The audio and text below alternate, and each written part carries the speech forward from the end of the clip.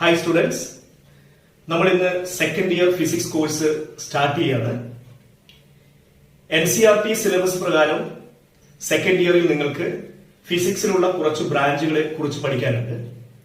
Electro magnetism, optics, modern physics തുടങ്ങിയ പല ബ്രാഞ്ചുകളായിട്ട് second year syllabus തരംതിരിച്ചിട്ടുണ്ട്.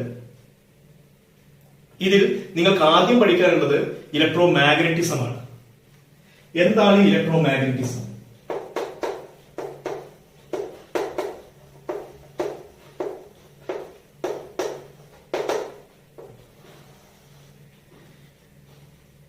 Electro magnetism എന്നത് ഇലക്ട്രിസിറ്റിയെയും മാഗ്നറ്റിസത്തെയും കുറിച്ചുള്ള പഠനമാണ്. It is the study of electricity and magnetism and the Inter relation between them. ഈ ബ്രാഞ്ചിനെ രണ്ട് sub ബ്രാഞ്ചുകളായിട്ട് divide ചെയ്തിട്ടുണ്ട്. അതിൽ ഒന്ന് ഇലക്ട്രോസ്റ്റാറ്റിക്സ് ആണ്.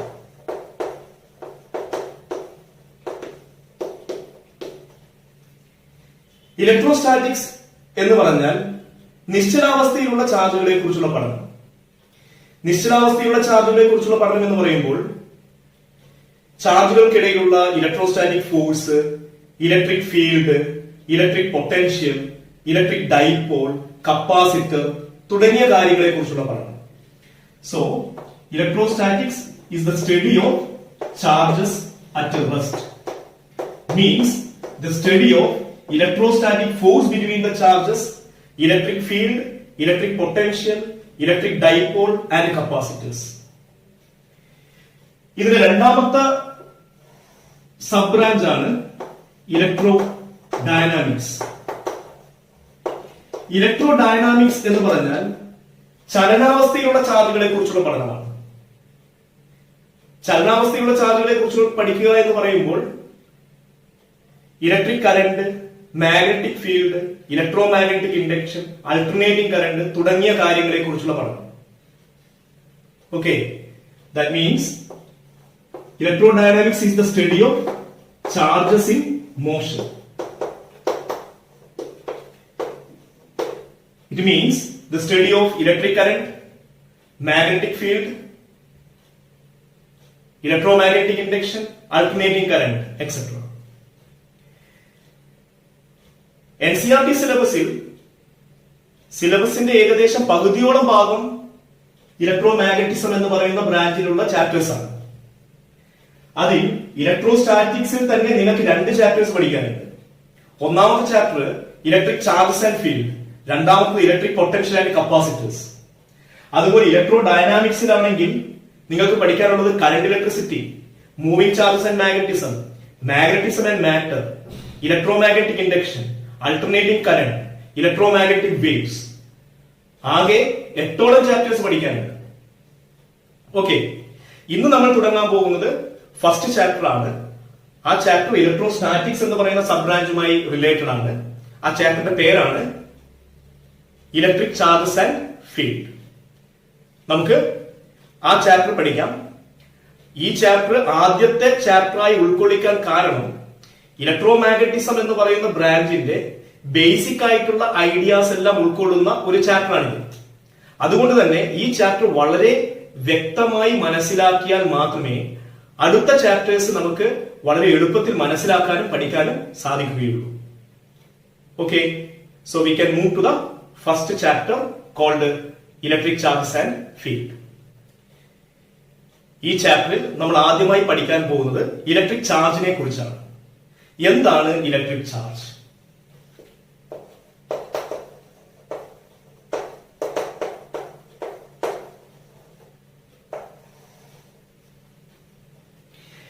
ഇലക്ട്രിക് ചാർജിനെ കുറിച്ച് പറയുന്നതിന് മുന്നേ നമ്മൾ ഫസ്റ്റ് ഇയറിൽ പഠിച്ച ഒരു കോൺസെപ്റ്റ് ആണ് മാസ്.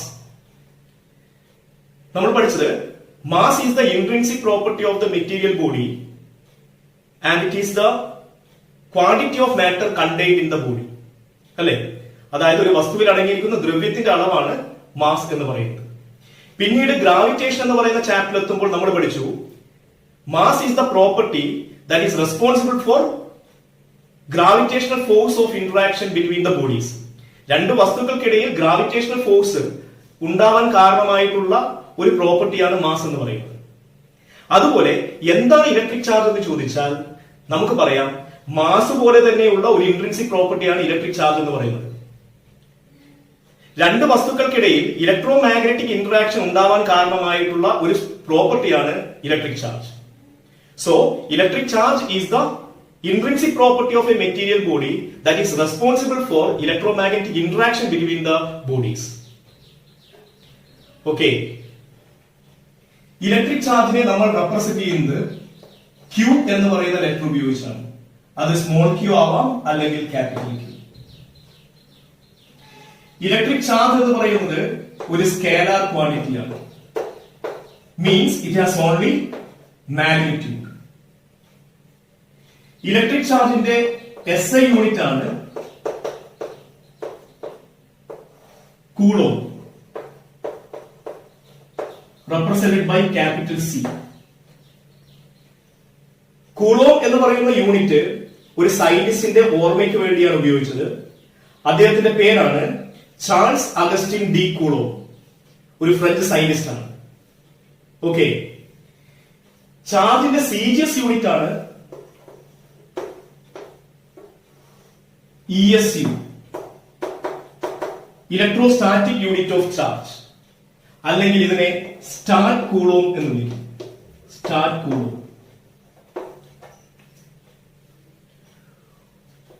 ഒരു കൂളോം എന്ന് പറയുന്നത് 3 × 10⁹ ESU ആണ്.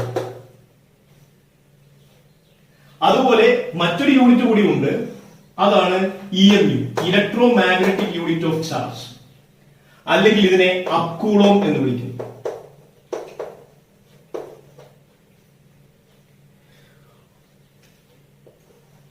One EMU is equal to 10 coulomb. ഒരു EMU 10 കൂളോമിന് ഈക്വൽ ആണ് എന്ന് പറഞ്ഞാൽ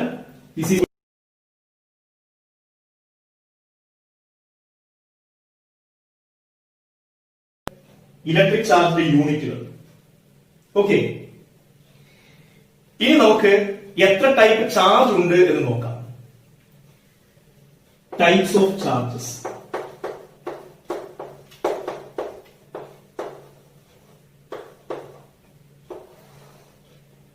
രണ്ട് ടൈപ്പ് ചാർജുകളാണ് ഉള്ളത്. ഒന്ന് പോസിറ്റീവ് ചാർജ്, രണ്ടാമത്തത് നെഗറ്റീവ് ചാർജ്. ഈ ഒരു സൈൻ കൺവെൻഷൻ ഇൻട്രൊഡ്യൂസ് ചെയ്തത് ബെഞ്ചമിൻ ഫ്രാങ്ക്ലിൻ എന്ന് പറയുന്ന ഒരു അമേരിക്കൻ സയന്റിസ്റ്റ് ആണ്.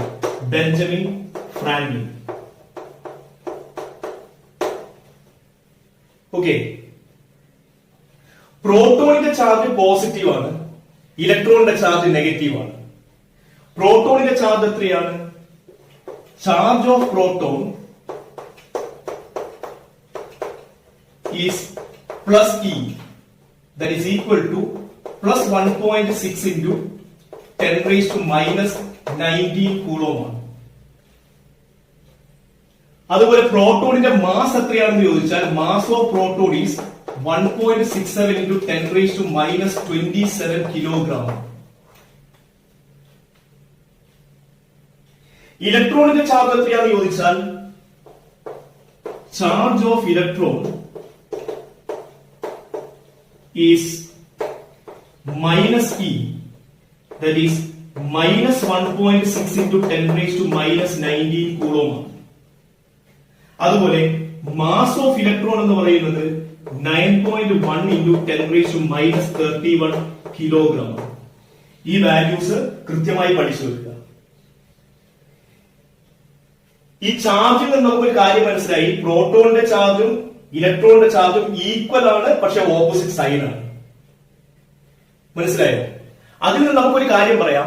നമ്മുടെ കയ്യിൽ ഒരു പ്രോട്ടോണും ഉണ്ട്, ഒരു ഇലക്ട്രോണും ഉണ്ട്. ആ പ്രോട്ടോണും ഇലക്ട്രോണും കൂടിയുള്ള ഒരു സിസ്റ്റം നമ്മൾ കൺസിഡർ ചെയ്യുകയാണെങ്കിൽ ആ സിസ്റ്റത്തിന്റെ ടോട്ടൽ ചാർജ് എത്രയാണെന്ന് ചോദിച്ചാൽ നമുക്ക് പറയാം പ്രോട്ടോണിന്റെ ചാർജും ഇലക്ട്രോണിന്റെ ചാർജും കൂട്ടിയാൽ മതി. കാരണം അതൊരു സ്കേലാർ ക്വാണ്ടിറ്റിയാണ്. അങ്ങനെ കൂട്ടുകയാണെങ്കിൽ എന്താ കിട്ടുക? -E-യും +E-യും കൂട്ടിയാൽ 0 ആണ്. അപ്പോൾ ഒരു സിസ്റ്റത്തിൽ പ്രോട്ടോണുകളുടെയും ഇലക്ട്രോണുകളുടെയും എണ്ണം തുല്യമാണെങ്കിൽ ആ സിസ്റ്റത്തിന്റെ ടോട്ടൽ ചാർജ് എത്രയായിരിക്കും? 0 ആയിരിക്കും. എന്ന് പറഞ്ഞാൽ അതൊരു ന്യൂട്രൽ ബോഡിയാണ്, അതൊരു ന്യൂട്രൽ സിസ്റ്റമാണെന്ന് അർത്ഥം. Total charge of the system is zero, അത് ന്യൂട്രൽ ആണ്. നമുക്കറിയാം നമ്മൾ ചുറ്റുപാടുകളിൽ കാണുന്ന വസ്തുക്കളെല്ലാം ന്യൂട്രൽ ആണ്. ഈ ചോക്ക് ഹോൾഡർ എന്ന് പറയുന്നത് ഇതിന്റെ ചാർജ് എത്രയാണെന്ന് ചോദിച്ചാൽ സീറോ ആണ്, ന്യൂട്രൽ ബോഡിയാണ്. എന്തുകൊണ്ടത് ന്യൂട്രൽ ബോഡിയായി? കാരണം അതിന്റെ അകത്തുള്ള പ്രോട്ടോണിന്റെയും ഇലക്ട്രോണിന്റെയും എണ്ണം എന്തായതുകൊണ്ട് ഈക്വൽ ആയതുകൊണ്ട്. മനസ്സിലായോ? ഇനി നമുക്ക് എന്താണ് ന്യൂട്രൽ ബോഡി എന്ന് പരിശോധിക്കാം. ഓക്കെ, എല്ലാ വസ്തുക്കളും ഉണ്ടാക്കപ്പെട്ടിരിക്കുന്നത് ആറ്റംസ് കൊണ്ടാണെന്ന് നമുക്കറിയാം. ആറ്റത്തിന്റെ മോഡൽ നമ്മൾ പഠിച്ചിട്ടുണ്ട്. അതിൽ സെൻട്രൽ ന്യൂക്ലിയസ് ഉണ്ട്. ന്യൂക്ലിയസിൽ പ്രോട്ടോണുകളും ന്യൂട്രോണുകളും ഉണ്ട്. പ്രോട്ടോണിന്റെ ചാർജ് +E ആണെന്ന് അറിയാം, ന്യൂട്രോണിന് ചാർജ് ഇല്ല. ഈ ന്യൂക്ലിയസിന് ചുറ്റും ആര് കറങ്ങിക്കൊണ്ടിരിക്കുന്നു? ഇലക്ട്രോണുകൾ കറങ്ങിക്കൊണ്ടിരിക്കുന്നു. അതാണ് ക്ലാസിക്കൽ മോഡൽ ഓഫ് ആറ്റം എന്ന് പറയുന്നത്. ഓക്കെ, ഇനി ആറ്റംസ് ന്യൂട്രൽ ആണെന്ന് നമുക്കറിയാം, കാരണം അതിനകത്തുള്ള പ്രോട്ടോണുകളുടെ എണ്ണവും ഇലക്ട്രോണുകളുടെ എണ്ണവും തുല്യമാണ്. അതുപോലെ എല്ലാ വസ്തുക്കളും ന്യൂട്രൽ ആവാൻ കാരണം എന്താണ്? പ്രോട്ടോണുകളുടെയും ഇലക്ട്രോണുകളുടെയും എണ്ണം എന്തായതുകൊണ്ടാണ്? തുല്യമായതുകൊണ്ടാണ്. മനസ്സിലായോ? അപ്പോൾ ഒരു ബോഡി ന്യൂട്രൽ ആണ് എന്ന് പറയണമെങ്കിൽ പ്രോട്ടോണുകളുടെയും ഇലക്ട്രോണുകളുടെയും എണ്ണം തുല്യമായിരിക്കണം. എന്ന് പറഞ്ഞാൽ ടോട്ടൽ ചാർജ് എത്രയായിരിക്കണം? സീറോ ആയിരിക്കണം. ഓക്കെ, അപ്പോൾ ഈ ബോഡി എന്താണ്? ന്യൂട്രൽ ആണ്. എന്ന് പറഞ്ഞാൽ പ്രോട്ടോണുകളും ഇലക്ട്രോണുകളും ബാലൻസ്ഡ് ആണെങ്കിൽ, ബാലൻസ്ഡ് സ്റ്റേറ്റിലാണെങ്കിൽ ആ ബോഡി എന്തായിരിക്കും? ന്യൂട്രൽ ആയിരിക്കും. എപ്പോഴാണോ ഈ ഇലക്ട്രോണിന്റെയും പ്രോട്ടോണിന്റെയും എണ്ണത്തിൽ ഒരു ഇംബാലൻസ് ഉണ്ടാവുന്നത്, അപ്പോൾ അത് ചാർജ്ഡ് ബോഡിയായി മാറും. ഒന്നുകിൽ അത് പോസിറ്റീവ് ചാർജുള്ള ബോഡിയായി മാറും, അല്ലെങ്കിൽ അത് നെഗറ്റീവ് ചാർജുള്ള ബോഡിയായി മാറും. So we can analyse what is A positively charged body.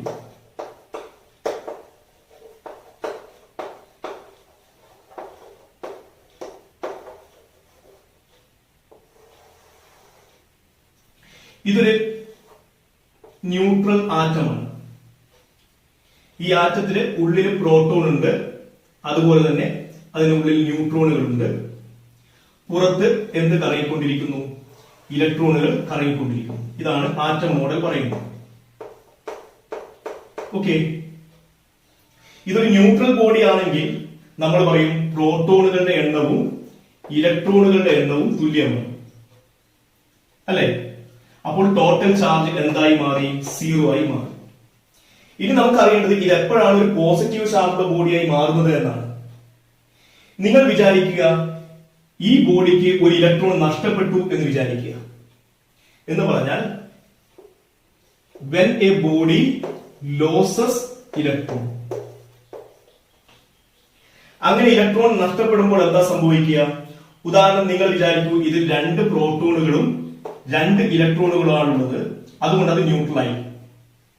ഇനി ഇതിന് ഈ ഇലക്ട്രോൺ നഷ്ടപ്പെട്ടു എന്ന് വിചാരിക്കുക. ഈ ഇലക്ട്രോൺ നഷ്ടപ്പെട്ടാൽ ഇവിടെ ഇപ്പോൾ ഒരു ഇലക്ട്രോണും 2 പ്രോട്ടോണുകളും ഉണ്ട്.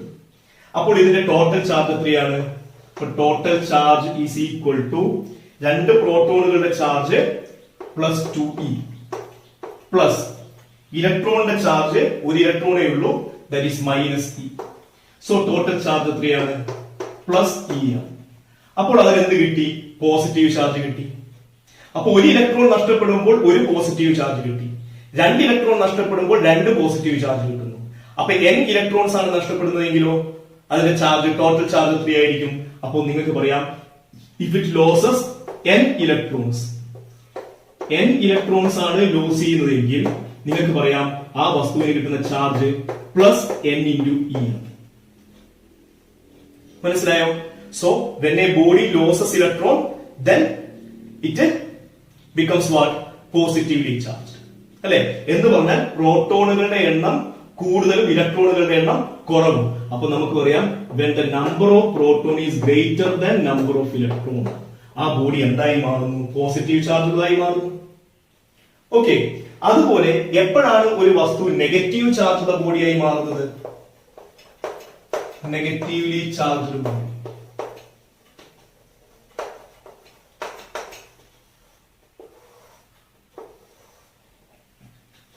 നിങ്ങൾ വിചാരിക്കൂ, ഇത് ഒരു ന്യൂട്രൽ ബോഡിയാണ്, അതിൽ 2 പ്രോട്ടോണുകളും 2 ഇലക്ട്രോണുകളും ഉണ്ട് എന്ന് വിചാരിക്കൂ.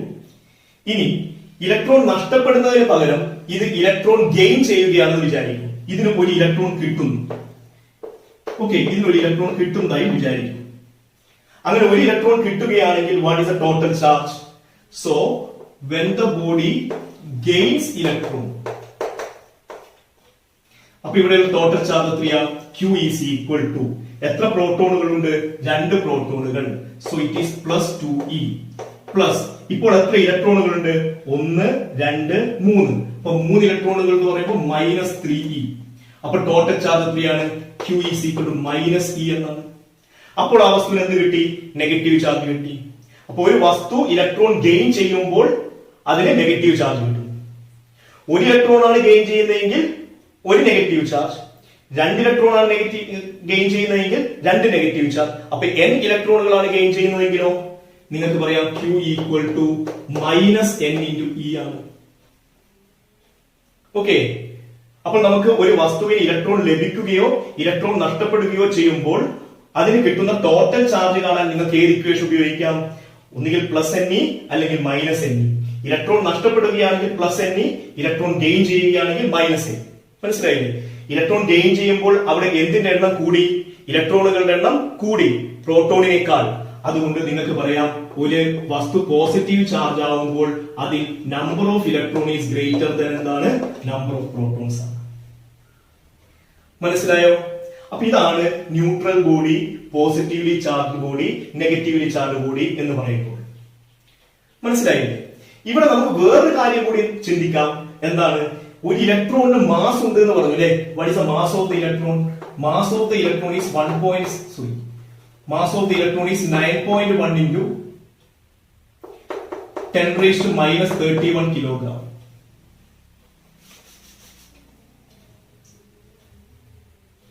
നമുക്കിവിടെ ഒരു കാര്യം കൂടി ചിന്തിക്കാം. നമുക്കറിയാം ഇലക്ട്രോണിന് മാസ് ഉണ്ട്. Mass of the electron is 9.1 into 10⁻³ kilogram.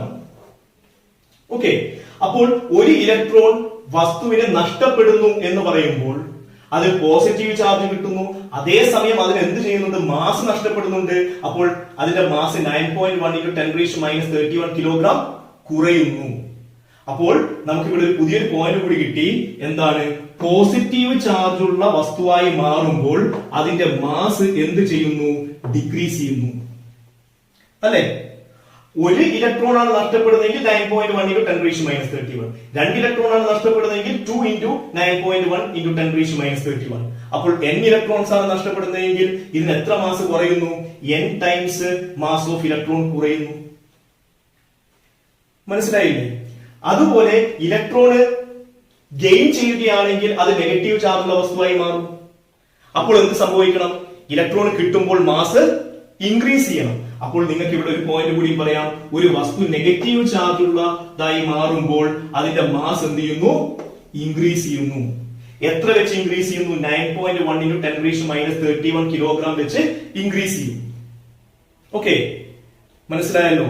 അപ്പോൾ ഒരു കാര്യം മനസ്സിലാക്കുക. ഒരു ബോഡി ചാർജുള്ള വസ്തുവായി മാറുമ്പോൾ അവിടെ എന്തിന്റെ ട്രാൻസ്ഫർ ആണ് നടക്കുന്നത്? ഇലക്ട്രോണിന്റെ ട്രാൻസ്ഫർ ആണ് നടക്കുന്നത്. അവിടെ ട്രാൻസ്ഫർ ഓഫ് ചാർജ് മാത്രമല്ല, എന്തിന്റെ ട്രാൻസ്ഫർ കൂടി നടക്കുന്നുണ്ട്? മാസിന്റെ ട്രാൻസ്ഫർ കൂടി നടക്കുന്നുണ്ട്. മനസ്സിലായോ? ഓക്കെ, നമുക്കിവിടെ ഒരു കാര്യം കൂടി പറയാം. ഞാനിവിടെ പറഞ്ഞു പോസിറ്റീവ് ചാർജായി മാറുന്നു, നെഗറ്റീവ് ചാർജായി മാറുന്നു, ഇലക്ട്രോൺ ലോസ് ചെയ്യുന്നു, ഇലക്ട്രോൺ ഗെയിൻ ചെയ്യുന്നു എന്നൊക്കെ പറഞ്ഞു. പക്ഷേ നിങ്ങളൊരു കാര്യം മനസ്സിലാക്കേണ്ടത്, ഞാൻ പറഞ്ഞത് ഇലക്ട്രോൺ ട്രാൻസ്ഫർ ചെയ്യുന്നു എന്ന് മാത്രമാണ്. എന്തുകൊണ്ട് പ്രോട്ടോൺ ട്രാൻസ്ഫർ ചെയ്യുന്നു എന്ന് പറഞ്ഞില്ല? അതിന് കാരണമുണ്ട്. കാരണം പ്രോട്ടോൺ ഉള്ളത് എവിടെയാണ്? ന്യൂക്ലിയസിന്റെ ഉള്ളിലാണ്. പ്രോട്ടോണുകളും ന്യൂട്രോണുകളും ന്യൂക്ലിയസിന്റെ ഉള്ളിൽ അതിശക്തമായിട്ടുള്ള ഒരു ഫോഴ്സ് ഉപയോഗിച്ച് ബൈൻഡ് ചെയ്യപ്പെട്ടിരിക്കുന്നു. ആ ഫോഴ്സിനെയാണ് ന്യൂക്ലിയർ ഫോഴ്സ് എന്ന് പറയുന്നത്. സാധാരണഗതിയിൽ ന്യൂക്ലിയസിൽ നിന്ന് പ്രോട്ടോണുകളെ പുറത്തേക്ക് എടുക്കാൻ പറ്റില്ല. അതുകൊണ്ട് ഒരു വസ്തു ചാർജ് ചെയ്യപ്പെടുന്ന സിറ്റുവേഷനിൽ ഒക്കെ എന്താണ് ട്രാൻസ്ഫർ ചെയ്യപ്പെടുന്നത്? ഇലക്ട്രോണുകളാണ് ട്രാൻസ്ഫർ ചെയ്യപ്പെടുന്നത്. ഒരിക്കലും എന്തല്ല? പ്രോട്ടോണുകൾ അല്ല. That's A very important point. മനസ്സിലായോ? ഓക്കെ, ഇനി നമുക്ക് പ്രോപ്പർട്ടീസ് ഓഫ് ചാർജസിനെ കുറിച്ച് പഠിക്കാം. What are the properties of charges?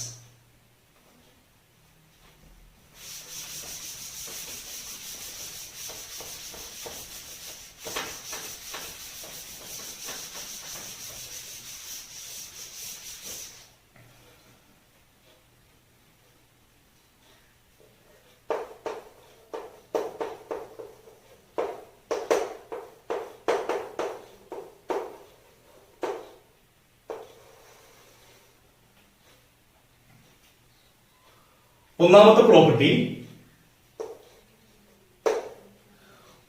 Positive charge ഉള്ള വസ്തുവും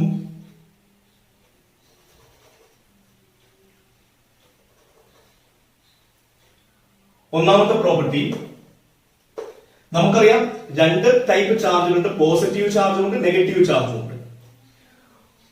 പോസിറ്റീവ് ചാർജും പരസ്പരം റിപ്പൽ ചെയ്യുന്നു. That is like charges repels. Negative ചാർജും എന്ത് ചെയ്യുന്നു? റിപ്പൽ ചെയ്യുന്നു. പക്ഷേ പോസിറ്റീവ് ചാർജും നെഗറ്റീവ് ചാർജും പരസ്പരം എന്ത് ചെയ്യുന്നു? അട്രാക്ട് ചെയ്യുന്നു. That means like charges, similar charges repels each other. Unlike charges, that is dissimilar charges, attract each other. So that is the first property, and this is called Dufay's law in electrostatics. Okay, രണ്ടാമത്തെ പ്രോപ്പർട്ടിയാണ് additive nature of charge.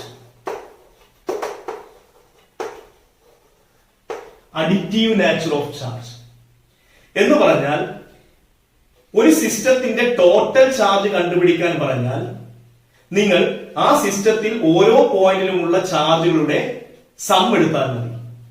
For example, നിങ്ങൾക്ക് ഇവിടെ ഒരു system തന്നു. ഈ സിസ്റ്റത്തിൽ ഇവിടെ ഒരു ചാർജ് ഉണ്ട് Q1, ഇവിടെ ഒരു ചാർജ് Q2, ഇവിടെ ഒരു ചാർജ് Q3. നിങ്ങളോട് പറയാണ് ഈ സിസ്റ്റത്തിന്റെ ടോട്ടൽ ചാർജ് എത്രയാണെന്ന് ചോദിച്ചാൽ നിങ്ങൾക്ക് പറയാം Q is equal to Q1 plus Q2 plus Q3 എന്നാണ്. കാരണം ചാർജ് ഒരു സ്കാലാർ ക്വാണ്ടിറ്റി ആണ്. അതുകൊണ്ട് ടോട്ടൽ ചാർജ് കാണണമെങ്കിൽ ജസ്റ്റ് അതിന്റെ എന്തെടുത്താൽ മതി? സം എടുത്താൽ മതി.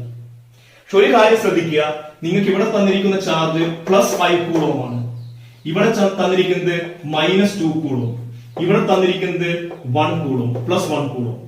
അങ്ങനെയാണെങ്കിൽ ഇവിടെയുള്ള ടോട്ടൽ ചാർജ് എത്രയാണെന്ന് ചോദിച്ചാൽ സം ചെയ്യുമ്പോൾ ഇതിന്റെ സൈൻ കൂടി കൺസിഡർ ചെയ്യണം. So 5 coulomb plus -2 coulomb plus 1 coulomb. So the answer is what? 4 coulomb.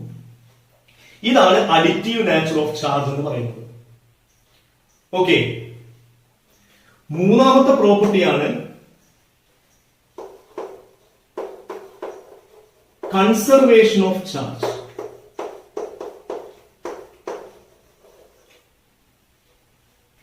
എന്താണ് കൺസർവേഷൻ ഓഫ് ചാർജ്? അതിന്റെ സ്റ്റേറ്റ്മെന്റ് ഞാൻ പറയാം. Total charge of an isolated system always remains constant. That is, charge can neither be created nor can be destroyed, but we can transfer charge from one body to another body. എന്ന് പറഞ്ഞാൽ നിങ്ങൾക്ക് ഇവിടെ ഒരു system തന്നു. ഈ സിസ്റ്റത്തിൽ കുറെ bodies ഉണ്ട്, ചാർജ്ഡ് ബോഡീസ് ഉണ്ട് എന്ന് വിചാരിക്കും. ഇതിന്റെ ചാർജ് +5 കൂളോം, ഇതിന്റെ ചാർജ് +3 കൂളോം, ഇതിന്റെ ചാർജ് -2 കൂളോം ആണ്. ഇതിന്റെ ടോട്ടൽ ചാർജ് എത്രയാണ്? അപ്പൊ നമ്മൾ ഈ സിസ്റ്റത്തിന്റെ ടോട്ടൽ ചാർജ് എന്ന് പറയുന്നത് Q is equal to 5 + 3 - 2. 5 + 3 - 2, that is 6 coulomb. Okay, ഇനി നിങ്ങൾ വിചാരിക്കുക ഈ സിസ്റ്റത്തിനുള്ളിൽ എന്തോ ഒരു പ്രോസസ് നടന്നു, ഓക്കെ. അപ്പൊ ഇവിടെ ഏതോ ഒരു പ്രോസസ് നടന്നു. ആഫ്റ്റർ ദ പ്രോസസ് നിങ്ങൾക്ക് കിട്ടിയിരിക്കുന്ന സിസ്റ്റം ഇങ്ങനെയാണുള്ളത്. ഈ സിസ്റ്റത്തിൽ നേരത്തെ പോലെ തന്നെ 3 ബോഡീസ് ഉണ്ട്. പക്ഷേ ഇതിന്റെ ചാർജ് 2 കൂളോമായി മാറി, ഇതിന്റെ ചാർജ് 1 കൂളോമായി മാറി, ഇതിന്റെ ചാർജ് 3 കൂളോമായി മാറി. നിങ്ങൾ വീണ്ടും ഇതിന്റെ ടോട്ടൽ ചാർജ് കണ്ടുപിടിക്കുന്നു. അപ്പൊ എത്ര കിട്ടുക? 2 + 1 + 3, so Q dash equal to again what? 6 coulomb. അപ്പോൾ ഇവിടെ ടോട്ടൽ ചാർജ് എന്താണ്? കോൺസ്റ്റന്റ് ആണ്. ഇതാണ് കൺസർവേഷൻ ഓഫ് ചാർജ്. ഇവിടെ എന്താ സംഭവിച്ചത്? Total charge of the system constant ആണ്. പക്ഷേ ഇവിടെ നോക്കൂ, ഒന്നാമത്തെ വസ്തുവിന്റെ 5 കൂളോം ആയിരുന്നു, ഇവിടെ ഇപ്പൊ 2 കൂളോമായി മാറി. ഇത് 3 കൂളോം ആയിരുന്നു, ഇത് 1 കൂളോമായി മാറി. ഇത് -2 കൂളോം ആയിരുന്നു, ഇത് 3 കൂളോമായി മാറി. എന്താ സംഭവിച്ചത്? ഇവിടെ എന്ത് സംഭവിച്ചു? ഈ വസ്തുവിൽ നിന്ന് ചാർജ് ഇങ്ങോട്ടേക്ക് ട്രാൻസ്ഫർ ചെയ്യപ്പെട്ടു. അതുപോലെ ഈ വസ്തുവിൽ നിന്നും ചാർജ് ഇങ്ങോട്ടേക്ക് ട്രാൻസ്ഫർ ചെയ്യപ്പെട്ടു. എന്ന് പറഞ്ഞാൽ സിസ്റ്റത്തിന്റെ ടോട്ടൽ ചാർജ് എപ്പോഴും കൺസേർവ്ഡ് ആയിരിക്കും. പക്ഷേ അതിലുള്ള ഇൻഡിവിജ്വൽ ബോഡീസിന്റെ ചാർജ് എല്ലായ്പ്പോഴും കോൺസ്റ്റന്റ് ആയി നിലനിൽക്കണമെന്ന് നിർബന്ധം ഇല്ല. കാരണം അവിടെ എന്ത് നടക്കുന്നു? ട്രാൻസ്ഫർ ഓഫ് ചാർജ് നടക്കുന്നു. പക്ഷേ അവിടെ എന്ത് ചെയ്യപ്പെടില്ല? ചാർജ് ക്രിയേറ്റ് ചെയ്യപ്പെടുകയോ ഡിസ്ട്രോയ് ചെയ്യപ്പെടുകയോ ചെയ്തിട്ടില്ല. ഇതാണ് കൺസർവേഷൻ ഓഫ് ചാർജ് എന്ന് പറയുന്നത്. ഇതിന്റെ എക്സാമ്പിൾ വെച്ചിട്ട് കൂടുതൽ ഡീറ്റെയിൽഡ് ആയിട്ട് നമുക്ക് പഠിക്കാം. ഇപ്പോൾ നിങ്ങൾ ഇത്രയും കാര്യം മനസ്സിലാക്കി വെക്കുക. So this is conservation of charge. നാലാമത്തെ പ്രോപ്പർട്ടിയിലേക്ക് പോകാം. That is called quantization of charge.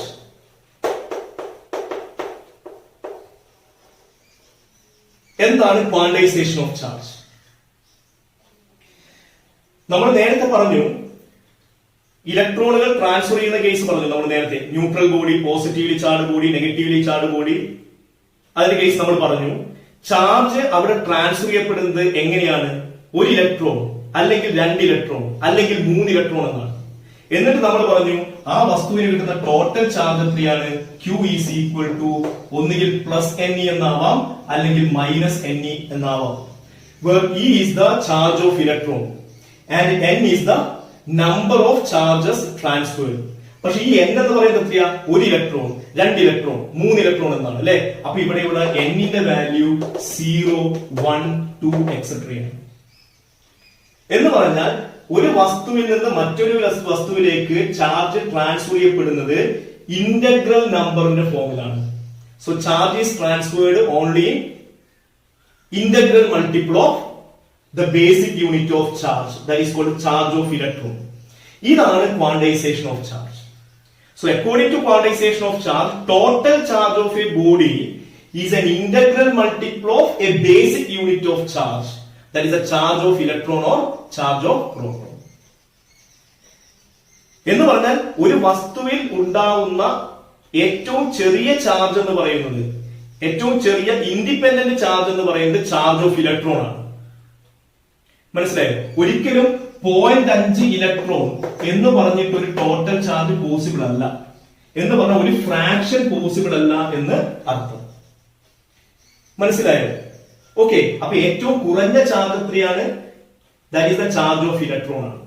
അതിലും ചെറിയ ചാർജ് പോസിബിൾ അല്ല, ഇൻഡിപെൻഡന്റ് ആയിട്ട് പോസിബിൾ അല്ല. അപ്പൊ നിങ്ങൾ ചോദിക്കും, ഇലക്ട്രോണിനേക്കാൾ കുറഞ്ഞ ചാർജ് പോസിബിൾ അല്ലേ എന്ന്. ഉണ്ട്. അതാണ് ക്വാർക്കുകൾ, ദാറ്റ് ഈസ് ക്വാർക്സ്.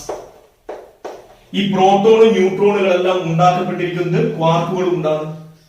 ഈ ക്വാർക്കിന്റെ ചാർജ് എന്ന് പറയുന്നത് ഇലക്ട്രോണിന്റെ ചാർജിനേക്കാൾ കുറവാണ്. ഒന്നുകിൽ +E/3, -E/3, 2E/3 എന്നൊക്കെയാണ്. അപ്പൊ അവിടെ ചാർജ് എന്ന് പറയുന്നത് ഫ്രാക്ഷൻ ആണ്. പക്ഷേ ഇത് ഒരിക്കലും ഇൻഡിപെൻഡന്റ് ആയിട്ട് നിലനിൽക്കുന്നില്ല. It is always in the form of combined. It is always in combined form ആണ്. അതുകൊണ്ടാണ് ഞാൻ പറഞ്ഞത് what is the lowest value of independent charge possible? That is the charge of electron. മനസ്സിലായോ? So this is quantization of charge. ഇനി ഒരു കാര്യം കൂടി ഞാൻ പറയാം. ഈ ക്വാണ്ടൈസേഷൻ ഓഫ് ചാർജ് മൈക്രോസ്കോപ്പിക് ലെവലിൽ മാത്രമേ നമുക്ക് എന്ത് ചെയ്യാൻ പറ്റുള്ളൂ? അപ്ലൈ ചെയ്യാൻ പറ്റുള്ളൂ.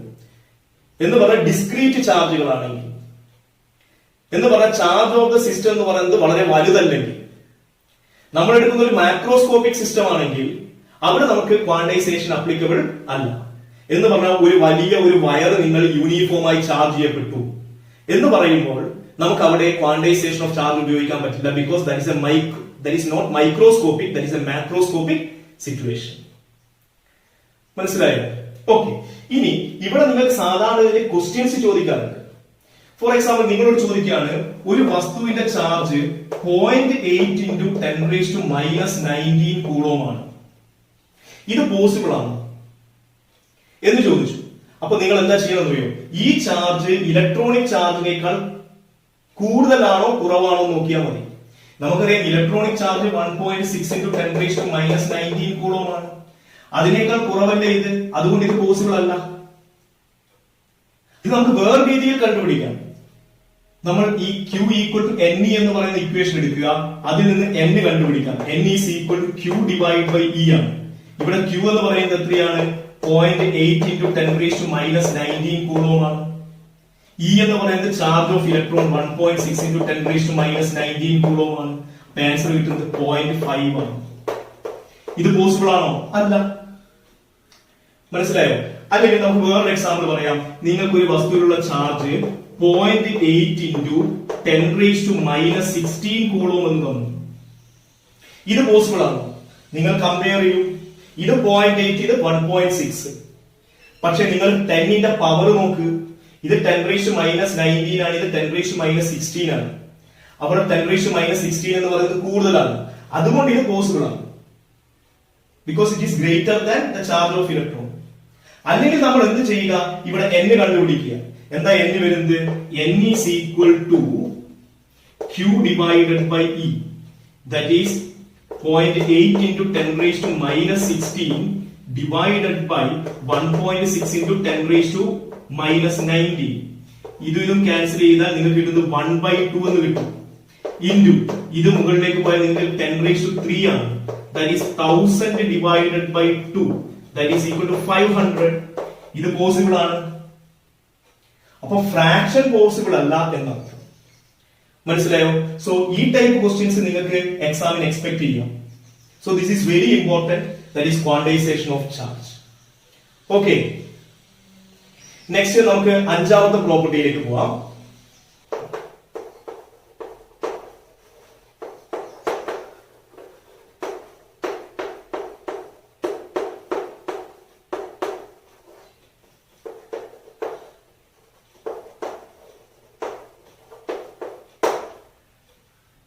അഞ്ചാമത്തെ പ്രോപ്പർട്ടിയാണ് ചാർജ് ഈസ് റിലേറ്റിവിസ്റ്റിക്കലി ഇൻവാരിയന്റ്. എന്താണ് ഇതിന്റെ meaning? Charge is independent of speed. Charge is independent of speed.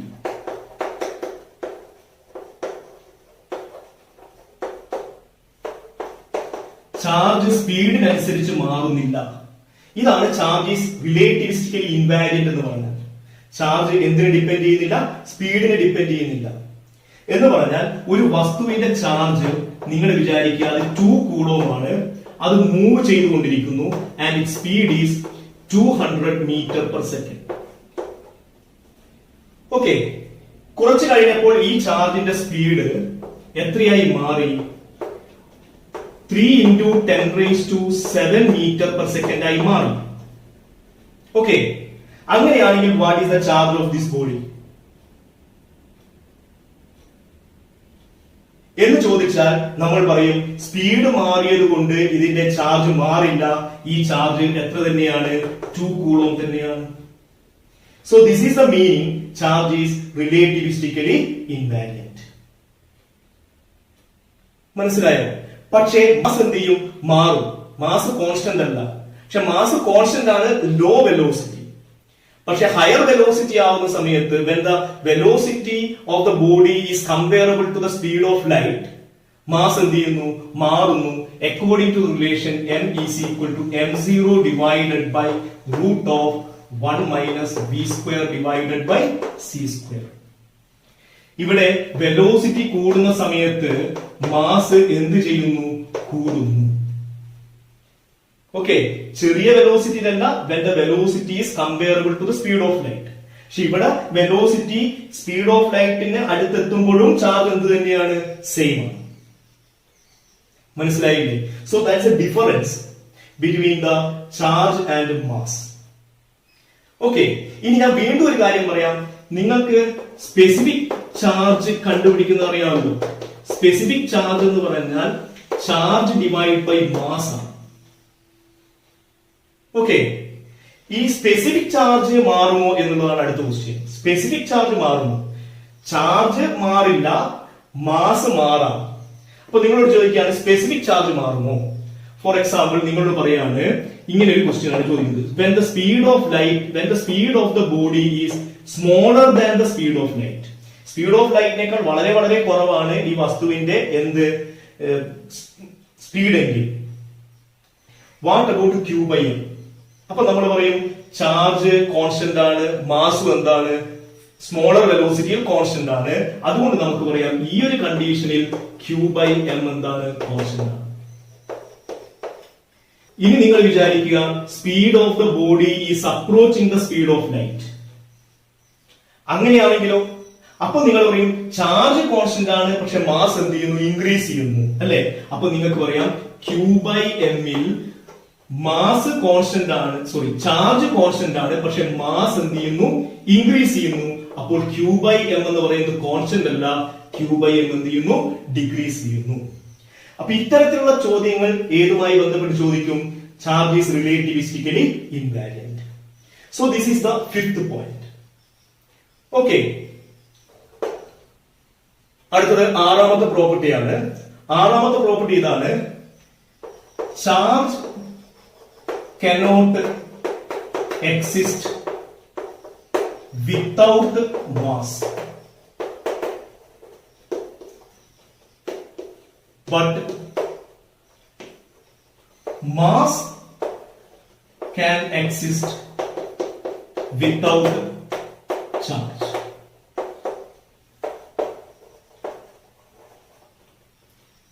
Mass ഇല്ലാതെ ചാർജ് ഇല്ല. നിങ്ങൾ ഇലക്ട്രോൺ എടുത്തു, പ്രോട്ടോൺ എടുത്തു, അതിലെല്ലാം ചാർജും ഉണ്ട്, മാസും ഉണ്ട്. അപ്പൊ ചാർജ് ഉള്ള എല്ലാ വസ്തുക്കൾക്കും മാസ് ഉണ്ടാവും. മാസ് ഇല്ലാത്ത ഒരു ചാർജ് കൂടി പോസിബിൾ അല്ല. പക്ഷേ ചാർജ് ഇല്ലെങ്കിലും മാസ് ഉണ്ട്. ഫോർ എക്സാമ്പിൾ, നമുക്ക് മാസ് ഉണ്ട്, വാട്ട് അബൌട്ട് ദ ചാർജ്? 0 ആണ്. മനസ്സിലായോ? So that's A very important point.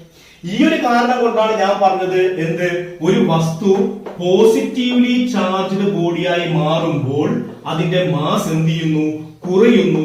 കാരണം എന്താണ്? കാരണം അവിടെ എന്ത് നഷ്ടപ്പെടുന്നു?